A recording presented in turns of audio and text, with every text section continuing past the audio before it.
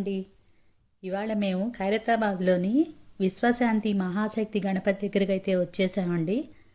Sunday కదా, జనం ఎక్కువ ఉండరేమో, మార్నింగ్ వెళ్ళొచ్చేయచ్చు అని చెప్పి మార్నింగ్ 6కే వచ్చేప్పటికే అప్పటికే ఫుల్ రష్ ఉన్నారండి. ఇక్కడైతే క్రౌడ్ ఉన్నారు బాగాను.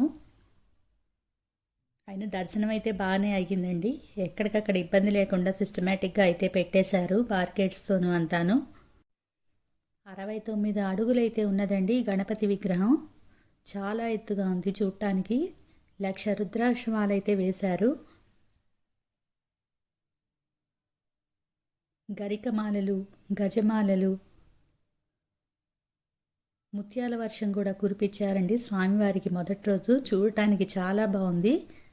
ఎవ్రీడే నైట్ అయితే 9 o'clockకి మహాహారతి అయితే ఇస్తారంటండి. చాలా బాగుంటుంది. లైట్స్ అన్నీ ఆఫ్ చేసి ఆ చీకట్లో హారతి అయితే ఇస్తారంట. ఆ సీన్ చూడటానికి అయితే చాలా బ్యూటిఫుల్గా ఉంటుందండి. 11 రోజులైతే మనకి ఉత్సవాలు చేస్తారు ఇక్కడ ఖైరతాబాద్ గణేషునికి. లక్ష్మీ సమేత హయగ్రీవ స్వామినికి విగ్రహం కూడా పెట్టారండి.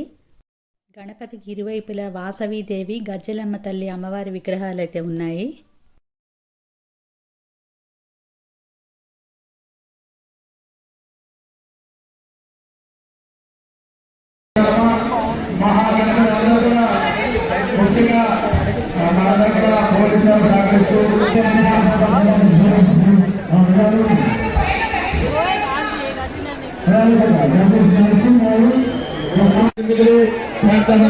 వచ్చి 100 రూపాయలు ఇచ్చారు.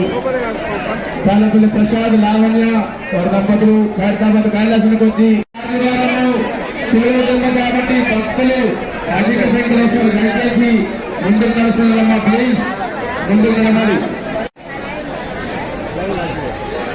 నామని రవికుమార్ గారు వారి కుటుంబీకులు ఖైరతాబాద్ కైలాసానికి వచ్చి 51 రూపాయలు విరాళం ఇచ్చారు.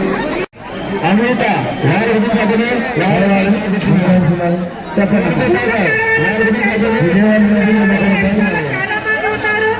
శ్రీనివాస్ గారు 100 రూపాయలు, సంతోష్ గారు 36 రూపాయలు, వేణుమాలయ్య గారు వరంగల్ నివాసులు ఖైరతాబాద్ కైలాసానికి వచ్చి భక్తులారా ఇస్తున్నారు. కట్న కానుకలు విరాళాలు 100 రూపాయలు, రూపాయి 2 రూపాయలు, 500. రేపుల నివాసులు విరాళంగా ఇచ్చారు. క్రౌడ్ అయితే బాగానే ఉన్నారండి. మనకి ఎక్కడికక్కడ స్టాల్స్ అవి కూడా పెట్టేశారు, అన్నీ అవైలబుల్గాను. కానీ కొంచెం పిల్లలతోనూ పెద్దవాళ్ళతోనూ వెళ్ళేప్పుడైతే కొంచెం చూసుకునే వెళ్ళాలి. పార్కింగ్ అది కూడా ఇబ్బందేను, కొంచెం చూసుకునే వెళ్ళండి. మీకు కుదిరితే కనుక ఒకసారి తప్పకుండా దర్శించుకోండి ఖైరతాబాద్ విఘ్నేశ్వరుడిని. చూడటానికి మటుకు 2 కళ్ళు సరిపోవు, అంత బాగుందండి.